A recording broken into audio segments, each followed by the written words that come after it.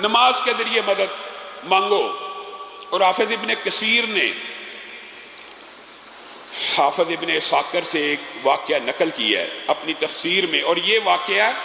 اس سے ملتے جلتے دو واقعہ نقل کیے۔ ایک واقعہ صحابی ابو مغلق کا ہے اور یہ ایک عام بندے کا ہے،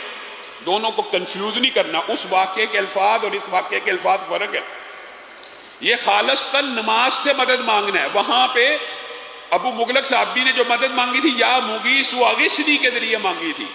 یہاں پہ یہ بندہ خچر کرائے پہ دینے والا، اس کو ایک بندہ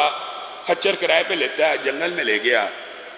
اس نے کہا یہ رستہ میں نہیں جانتا، اس نے کہا مجھے آتا ہے، خیر وہ اس رستے پہ چل پڑا، آگے دیکھا انسانوں کی کٹی ہوئی لاشیں اور ہڈیاں پڑی ہیں، اس کو سمجھ آ گئی میرے ساتھ دھوکہ ہو گیا، یہ کرائے پہ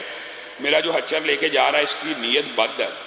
اس بندے نے کہا تیار ہو جا، میں تجھے قتل کرنے لگا ہوں، خچر اور سامان میرے سپرد کر دے۔ بڑے اصول ترلے واسطے دیے، یہ ایک عام بندے کا واقعہ، وہ صحابی کا واقعہ، یہ ایک عام بندے کا۔ اس نے کہا مال تو تیرا ہو ہی چکا، میرا خچر بھی میرا ہی ہو چکا ہے، اب تو مجھے ان چیزوں کی آفر کرتا ہے جو میری پہلے ہی ہو چکی ہیں، بس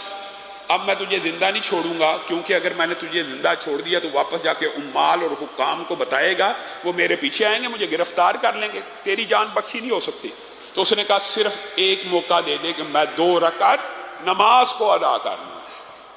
کہا مجھے سمجھ نہیں آئی کہ میں نماز میں کیا پڑھوں، لیکن میرے ذہن میں یہ آیت بار بار گھومنے لگی، یا ایھا الذین آمنوا استعینوا بالصبر والصلاۃ، اللہ سے مدد طلب کرو نماز کے ذریعے۔ کہا پھر میں یہی آیت دہراتا رہا،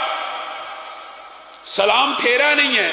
ایک شخص نیزہ لے کے اس ڈاکو کے سینے پہ چڑھا ہوا ہے اور اس نیزے کو اس کے سینے سے آر پار کر چکا ہے۔ میں نے اس سے پوچھا کہ آپ کون ہیں، اس نے کوئی جواب نہ دیا۔ میں نے اس کی منت سماجت کی، مجھے بتا تو دیجئے، میں نے 2 رکعت نماز پڑھی ہے تو اس سے پہلے آپ نے اس ڈاکو کا کام تمام کر دیا۔ کہا ہاں، مجھے تیرے رب نے آسمان کی بلندیوں سے بھیجا ہے کہ میرا ایک بندہ نماز کے ذریعے مجھ سے مدد طلب کر رہا ہے۔ آپ نے نماز کو بڑا ہلکا سمجھا ہوا، یہ ایک بڑا طویل باب ہے، صرف نماز کے ذریعے استعانت اور مدد کو حاصل کرنا